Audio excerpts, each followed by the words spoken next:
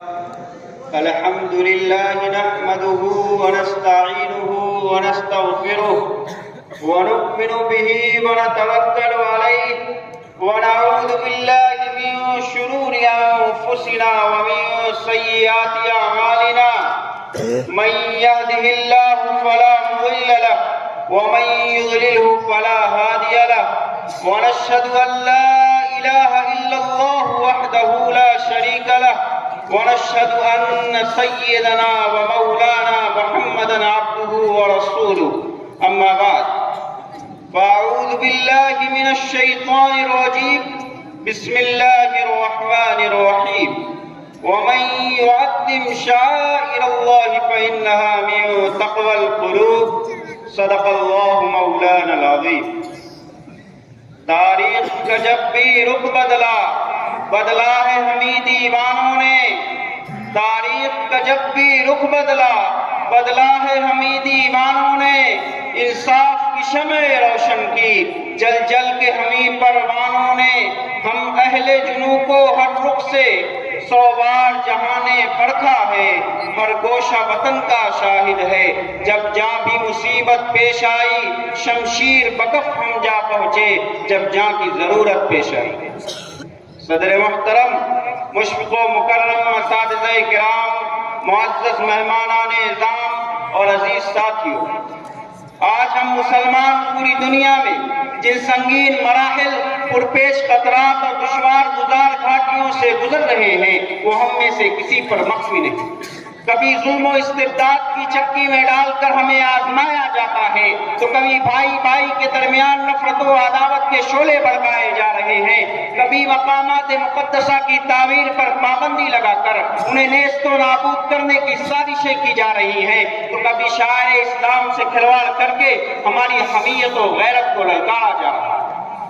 اور وہ مسلمان جو ہمیشہ سے عدل و انصاف کا پیکر رہا ہے غریبوں اور بدحالوں کا پرسان حال رہا ہے دہشت گردی اور فرقہ پرستی کے خلاف ہمیشہ جد و جہد کرتا رہا ہے آج انہی پر فرقہ پرستی اور دہشت گردی کا الزام لگا کر انہیں جیل کی سلاخوں کے پیچھے ڈھکیل دیا جاتا ہے ان کی مساجد کو منہدم کر کے ان کی جگہ مندریں تعمیر کر دی جاتی ہے مساجد و مدارس کی تعمیر پر پابندی عائد کر کے ان کے شاعر اسلام سے کھلواڑ کیا جاتا ہے یہ بھی اعلان کیا جاتا ہے کہ لاؤڈ اسپیکر پر جو صدائے توحید بلند ہوتی ہے اسے بند کیا جائے یہی نہیں بلکہ یہ بھی اعلان کیا جاتا ہے کہ مسلم پرسنل لا کو ختم کیا جائے یکساں سول کوڈ کو نافذ کیا جائے شادی میں جو قانون غیر مسلموں کے لیے ہے وہی مسلمانوں کے لیے ہوگا طلاق میں جو قانون غیر مسلموں کے لیے ہے وہی مسلمانوں کے لیے ہوگا تدفین میں جو قانون غیر مسلموں کے لیے ہے وہی مسلمانوں کے لیے ہوگا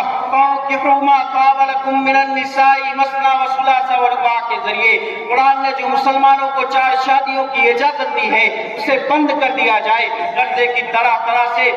اسلامی اقدار پر یورش و الغار ہو رہی ہے کوئی علاقہ اور کوئی خطہ ایسا نہیں جو خطرات سے خالی نظر آئے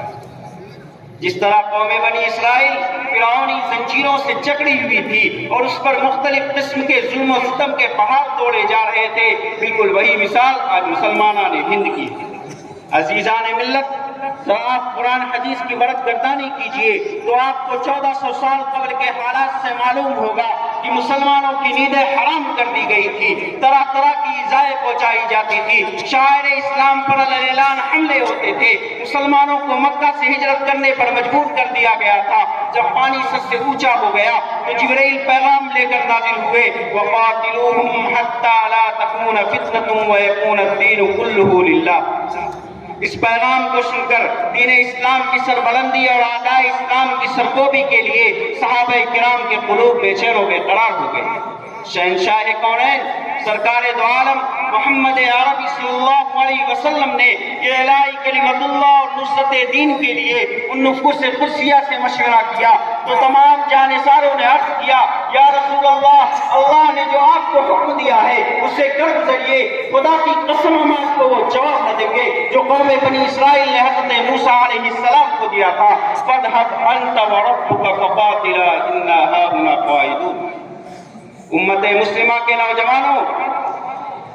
اسی کی خاطر حضرت بلال حبشی کو تپتی ہوئی ریت پر لٹایا گیا حضرت سمیہ کو شرمناک طریقے پر شہید کیا گیا، سینکڑوں صحابہ نے جام شہادت نوش کیا، امام اعظم ابو حنیفہ کا جنازہ جیل سے اٹھا، امام مالک کا چہرہ سیاہ کر کے مدینے کی گلیوں میں گھمایا گیا، امام احمد بن حنبل کی پشت پر کوڑے لگائے گئے، حضرت مولانا قاسم نانوتوی کو قید کرنے کی کوششیں کی گئی، حضرت مولانا رشید احمد گنگوہی کو جیل کی سلاخوں کے پیچھے ڈھکیل دیا گیا، شیخ الہند کو کالا پانی کی سزائیں دی گئی، شیخ الاسلام پر شوٹ وارنٹ جاری کیا گیا، غزے کی ہر ایک نے اسلام اور شاعر اسلام پر حملہ کرنے والوں سے مقابلہ کیا اور اپنی جان و مال کی بے مثال اور لاسوال قربانیاں پیش کی۔ سچ تو یہ ہے کہ ان نفوس قدسیہ کی قربانیاں اس حدیث کا مصداق ہے کہ آقا نامدار محمد عربی صلی اللہ علیہ وسلم نے فرمایا تھا لا تزال طائفة من امتی منصورین لا يضرهم من خذلهم حتى تقوم الساعة۔ حضرات سامعین، آپ کو معلوم ہوگا کہ ہر قوم کی کچھ نہ کچھ خصوصیات و امتیازات اور شاعر ہوتے ہیں جن کا وہ حد درجہ احترام کرتی ہے، اس پر کیسی بھی آچ آ رہی ہو تو اپنی جان کا بھی نذرانہ پیش کرنے میں ذرہ برابر دریغ نہیں کرتی۔ اسی طرح مذہب اسلام اور قوم مسلم کے بھی شاعر و امتیازات اور مخصوص علامات ہیں۔ اگر دنیاوی عدالتیں ملکی شاعر کے احترام نہ کرنے کے الزام میں کسی شخص کو جیل میں ڈال سکتی ہیں تو اسلامی شاعر سے کھلواڑ کرنے والے کو سزا کیوں نہیں دی جا سکتی؟ دنیا کے ظالموں، ہم کسی بھی قانون کے پابند اس وقت ہو سکتے ہیں جب وہ قانون بھی ہمارے حقوق کی مکمل پاسداری کرتا ہو۔ ہم سب کچھ برداشت کر سکتے ہیں، لیکن جس سے شاعر اسلام پر کوئی آنچ آئے ہم اس کو قطعاً برداشت نہیں کریں گے۔ ہم تمہاری دھمکیوں سے خوف کھا سکتے نہیں، ہم تمہاری دھمکیوں سے خوف کھا سکتے نہیں، سر کٹا سکتے ہیں لیکن سر جھکا سکتے نہیں۔